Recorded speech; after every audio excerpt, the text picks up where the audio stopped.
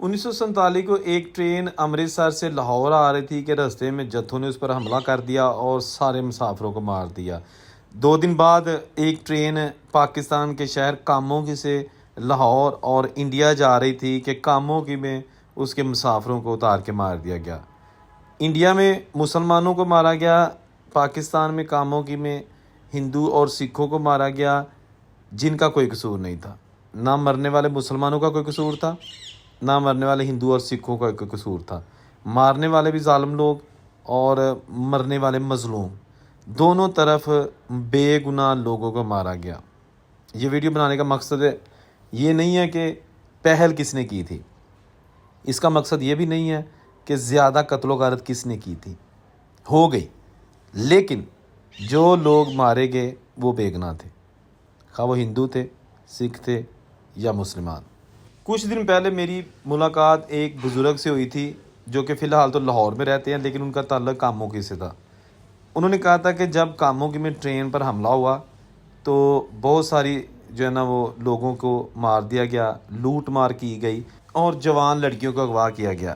اس بزرگ نے کہا کہ ہمارے گاؤں میں بھی ایک خاتون کو لایا گیا جو کہ ایک شادی شدہ خاتون تھی، اس کی عمر تقریباً 30-32 سال کے قریب ہوگی، اور وہ ایک ہفتہ ہمارے گاؤں میں رہی۔ اس کے بعد پھر جب گاؤں والوں نے اس فیملی کو کہا کہ آپ کو پولیس پکڑ لے گی، ملٹری پکڑ لے گی، آپ نے ایک غیر مسلم خاتون کو اپنے گھر میں رکھا ہوا ہے، وہ سکھ خاتون تھی یا ہندو، اس چیز کا بزرگوں نے کہا مجھے نہیں پتہ، لیکن وہ تھی غیر مسلم اور ٹرین سے اغوا کی گئی تھی۔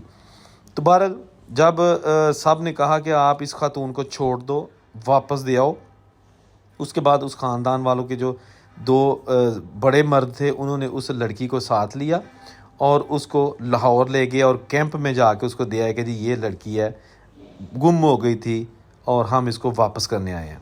وہ لڑکی لیے چلی گئی۔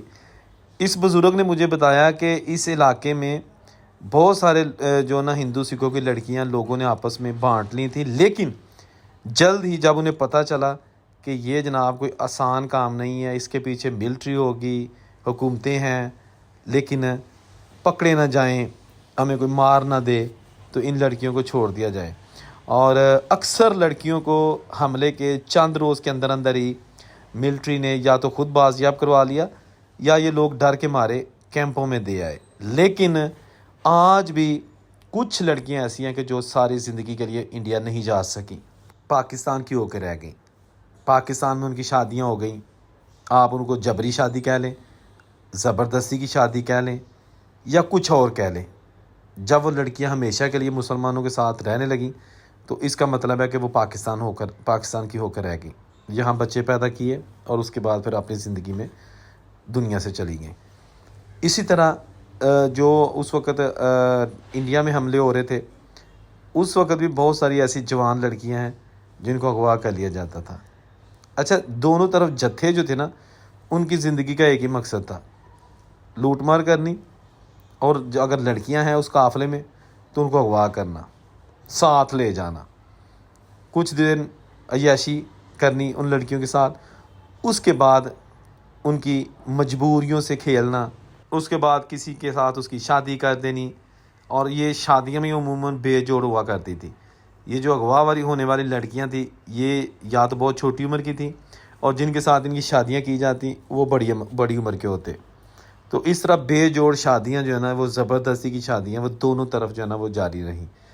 جو پھر حالات بہتر ہوتے گئے، پتہ چلا کہ فلاں کی لڑکی ابھی تک نہیں پہنچی، فلاں کی لڑکی ابھی تک نہیں گھر آئی، فلاں کی خاتون ابھی تک جو ہے نا وہ مس ہے، تو اس کی رپورٹس کروائی جانے لگی کہ جی اگر اس نام کی لڑکی، اس ولدیت کی لڑکی جو ہے نا وہ ملے تو اس کو فلاں گاؤں میں پہنچا دیا جائے۔ کیمپوں میں یہ چیزیں ساری معلومات، انفارمیشن دی جانے لگی۔ دوستو، یہ جو آپ کو مناظر دکھائے جا رہے ہیں یہ 1947 سے پہلے کے بنے ہوئے کچھ اسٹیشنز کی باقیات ہیں جو کہ آہستہ آہستہ ختم ہوتی جا رہی ہیں وقت گزرنے کے ساتھ ساتھ۔ یہ وہ ٹریکس ہیں جہاں پر دلی، امرتسر، کلکتہ، ممبئی، کراچی، پشاور، فیصل آباد سامان آتا تھا، سامان جاتا تھا۔ مال گاڑی کا پلیٹ فارم آپ دیکھ سکتے ہیں، اب اس میں ریلوے ٹریک ہے، بالکل درمیان میں ریلوے ٹریک ہے، اگر آپ غور سے دیکھیں تو آپ کو یہ نظر آئے گا۔ ख़त्म होता हुआ रेलवे ट्रैक। यहाँ पर बताया जाता है कि माल गाड़ी उस वक्त तो इंडिया ही था ना, जब पाकिस्तान नहीं बना था, तो पूरे इंडिया से सामान यहाँ आता था और जो यहाँ पर सामान होता था वो पूरे भारत के मुख्तलिफ़ शहरों में ज़रूरत के मुताबिक भिजवाया जाता। खत्री बहुत ही अमीर कौम थी हिंदुओं की, और वो जनाब ताजर थे, बिज़नेस करते थे, सामान मंगवाते थे दूर दराज के इलाकों से। ट्रेन का ज़रिया था, ट्रेन के ज़रिए आते।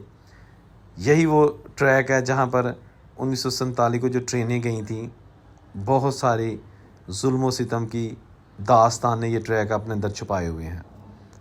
ट्रैक तो मौजूद हैं लेकिन वो लोग मौजूद नहीं जो 1947 से पहले इस ट्रैक पर सफ़र करते थे।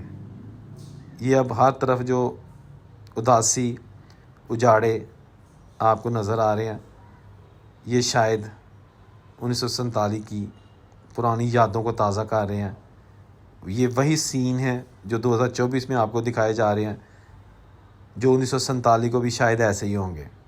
हर तरफ वीरानी, खौफ और इस तरह की जो बदअमनी है उसके बादल मंडला रहे होंगे।